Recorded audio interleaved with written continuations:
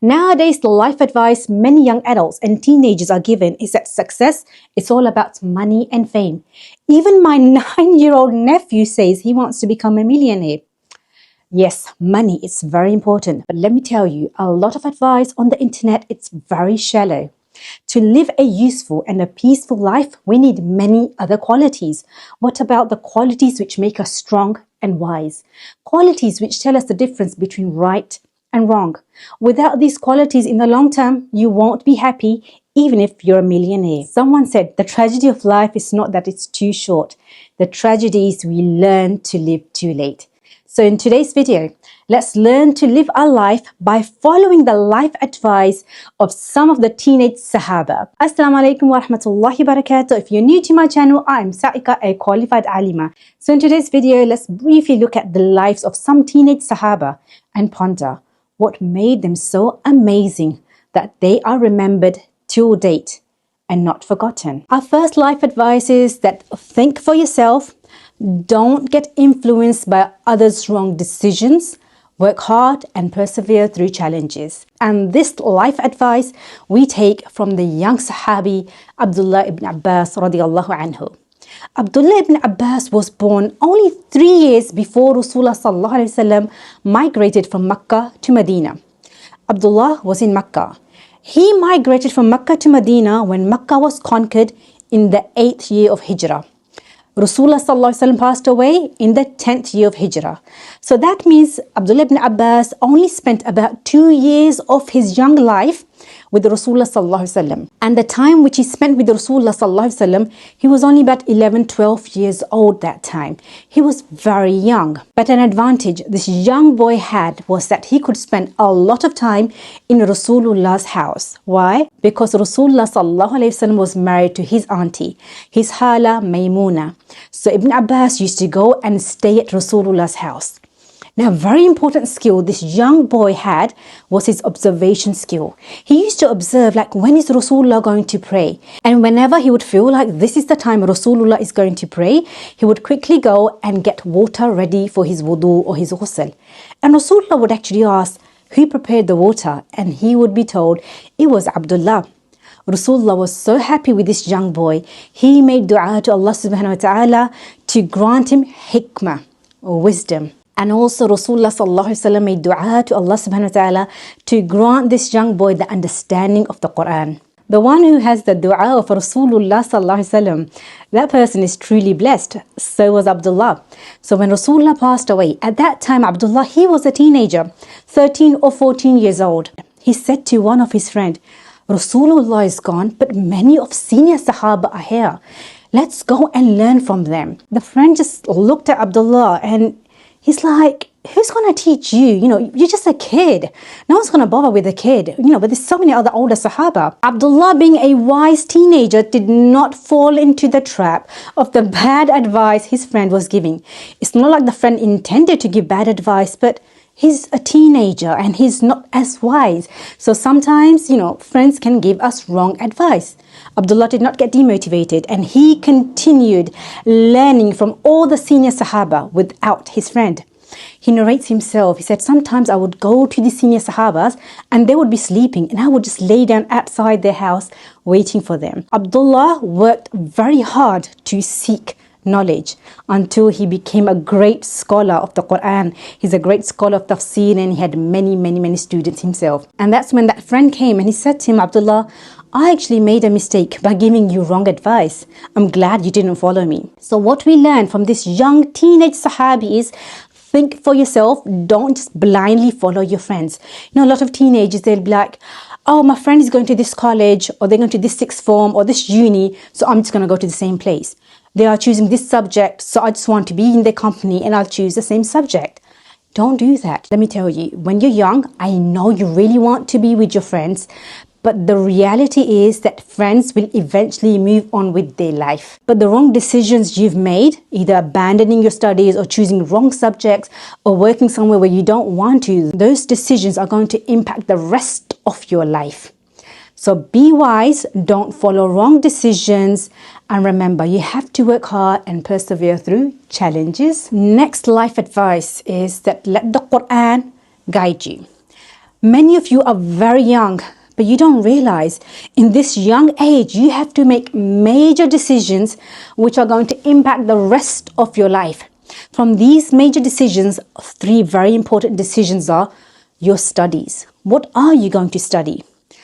Work. What is going to be your career? And third, marriage. These decisions will either make your life beautiful or they will bring a lot of hardships your way. And you really want to give a lot of thought to all of them before making your final decisions. And obviously you are going to consult with your parents. But do you know what? Allah subhanahu wa ta'ala revealed His book, the Quran, as a guide to all of us. So seek guidance from His book. If you seek guidance from His book, you will save yourself from losing the path and being astray and making major mistakes. His book, it's a guide, and we need to stay connected with this book. So let's learn more about staying connected with the Quran from the life of Zayd bin Thabit. Zayd was only 13 years old when the Battle of Badr happened. He came and asked Rasulullah, I want to join. Obviously, Rasulullah said no, he was too young. The following year, Zayd came again and he said, I want to join Uhud. Rasulullah said no, he was too young. Finally, when it was the Battle of Khandaq, at that time Zayd was about 15 or 16 years old. That's when Rasulullah allowed him to join the battle. There were two things this young teenager wanted really bad. He really wanted them. The first was he wanted the suhbah of Rasulullah sallallahu alaihi wasallam. He wanted to be in his company. And the second thing is he wanted to do something very useful, something very beneficial for the religion of Allah subhanahu wa ta'ala. He wanted to make an impact. So he realized that battlefield, it's not really going to work for him. That's not his strength. You know, when you have high goals, you start to think deep. What strengths do I have that can help me to achieve that goal? So Zayd thought, and he realized battlefield is not going to work for him. But Allah subhanahu wa ta'ala has given him a very sharp intellect, which most likely can work for him. So he went to his mother and he said, Mom, I've memorized 17 surahs of the Quran. Can you support me to somehow get in the company of Rasulullah? She went to the men of Ansar and spoke to them. And they went to Rasulullah and they said to him, our son Zayd has memorized 17 surahs from the Quran. He recites them correctly and he's also very good at reading and writing. So Rasulullah sallallahu alaihi wasallam listened to this young man and he was very impressed. Rasulullah knew straight away that this young boy has got very sharp intellect. So Rasulullah wanted to empower him with scholarship. And he said to him, learn the language of the Jews for me. In no time, Zayd, he learnt Hebrew, and soon after he learnt Syriac language. Shortly thereafter, this young teenager became the interpreter for Rasulullah sallallahu alaihi wasallam and his scribe. He was not just a scribe. Many a times he was actually present when the ayat were revealed to Rasulullah, and he would actually see the emotions through which Rasulullah would go through. So he was also living those verses. Much later on, during the Khilafah of Abu Bakr radiallahu anhu, when the Quran was compiled for the first time in one book, Zayd was the one who was leading that project. So now when we all open our Mus'haf, we open our Quran and we recite that Quran, we are forever indebted to this young teenager who gave his entire life for Quran. So from Zayd's life, we learn two very important lessons. First is recite the Quran, understand the Quran, let it be your guide. And second is the way Zayd wanted to serve the deen of Allah. We all should have that desire in our hearts that we sincerely want to do something for His deen. Many of you are very young and you might feel limited in your circumstances, in your resources, but you all have some capacity to make even a small contribution to the deen of Allah. These small contributions can be something like looking after your local masjid, giving da'wah to a friend or a neighbor, helping in organizing an Islamic event. However you should make some small contribution in serving the deen of Allah. And the next life lesson is make sure you pay your student debts. Now, when I used to hear the word senior Sahabi, I used to think all these senior Sahaba were like Rasulullah's age. You know, they were in the 30s or 40s, and the time they spent with Rasulullah, you know, they were maybe in the 50s. But did you know, many of the Sahaba who we call senior, they were actually teenagers at the time when they first accepted Islam. And they actually spent their teenage years in the company of Rasulullah sallallahu alaihi wasallam. One such Sahabi was Az-Zubayr ibn al-Awwam. Az-Zubayr was around 13 when he first accepted Islam. He was the same age as Ali. Both were very brave and both were warriors. Regarding Az-Zubayr, Rasulullah sallallahu alayhi wasallam said, لِكُلِّ نَبِيٍّ hawari. Every prophet has a disciple. وَحَوَارِي Az-Zubayr, and my disciple is Az-Zubayr. Let me tell you the early days of this young child when he became Muslim. So he's only 13 and he's an orphan. And when he accepted Islam, his uncle, who was the brother of Khadija radiallahu anha, he used to torture Az-Zubayr. The way he used to torture, he would wrap him in a carpet and then he would lit fire on his face to suffocate him. The child would be wrapped in this carpet in a small room with fire so close to his face, and he would scream and say one thing: I will never renounce. He would keep on saying that until he would faint. The scream of this child was his resistance against oppression and injustice. Resistance, it's very powerful, and it's this resistance what eventually made this child the disciple of Rasulullah sallallahu alaihi wasallam. Az-Zubayr was martyred in the Battle of Al-Jamal, and before he was martyred, he gave his final advice to his son Abdullah ibn Zubayr.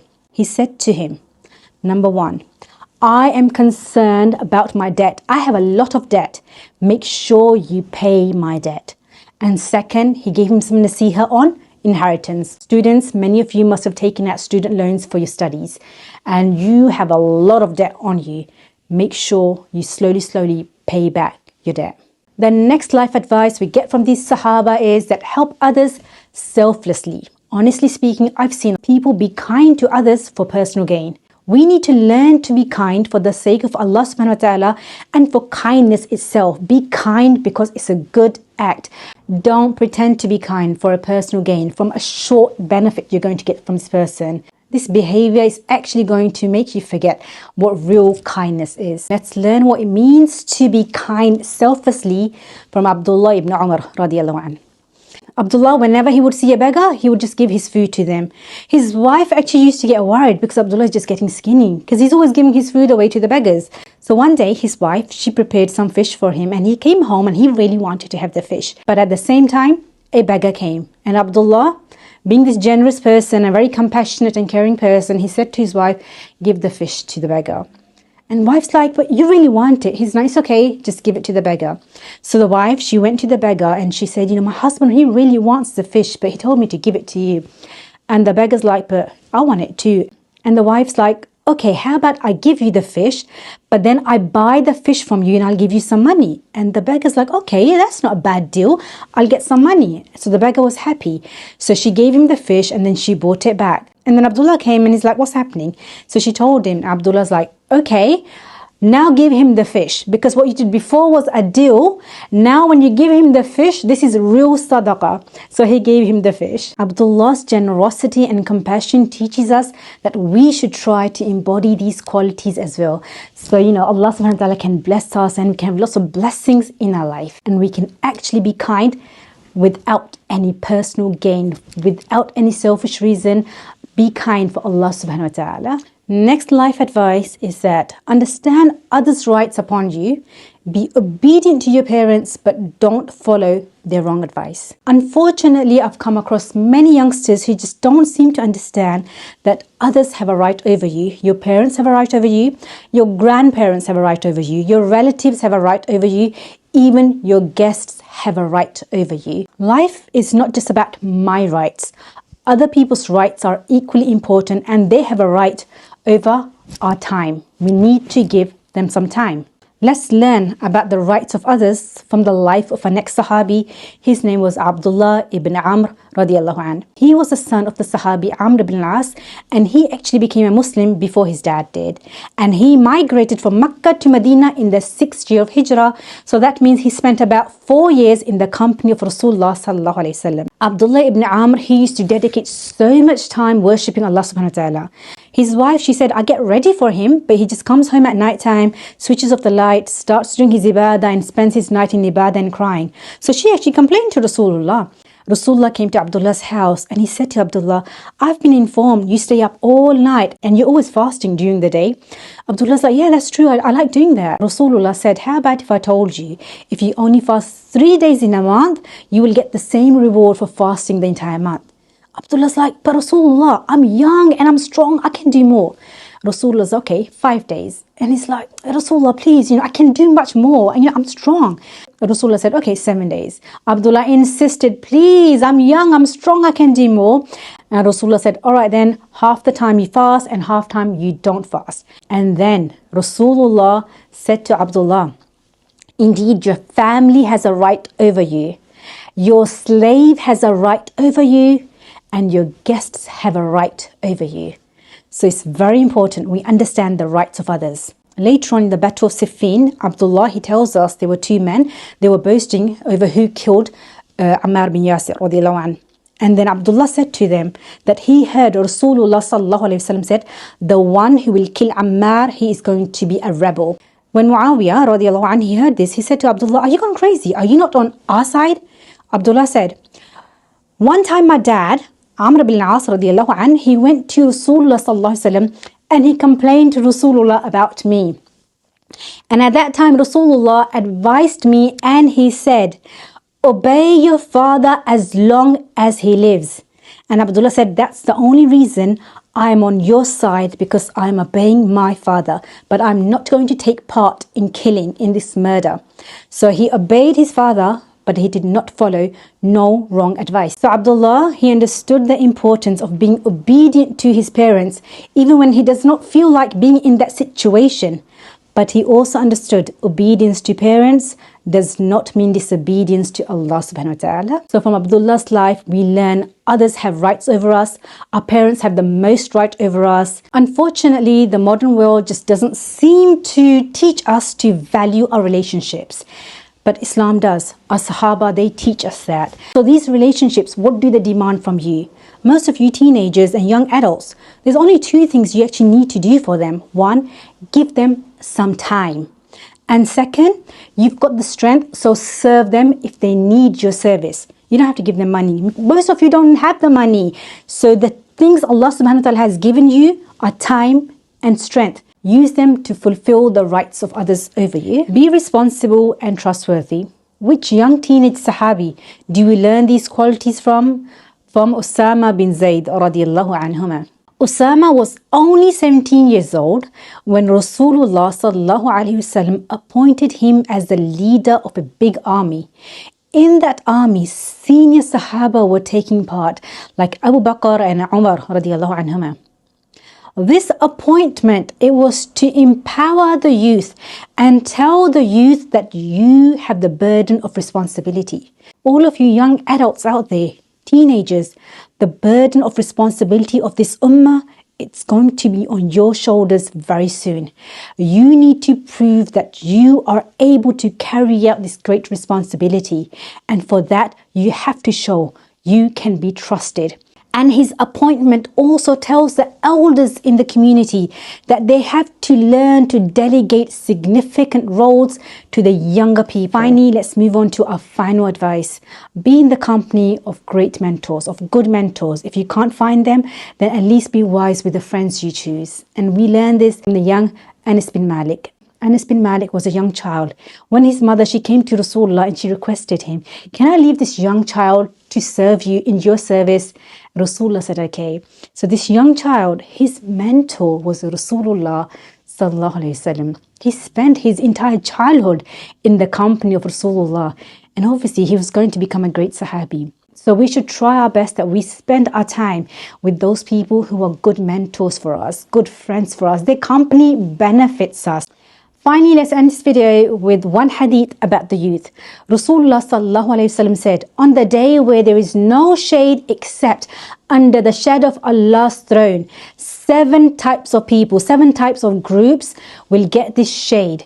The first group are those people who rule justly. The second group of people are the youth who are raised worshipping Allah subhanahu wa ta'ala. And then he mentions 5 more different groups.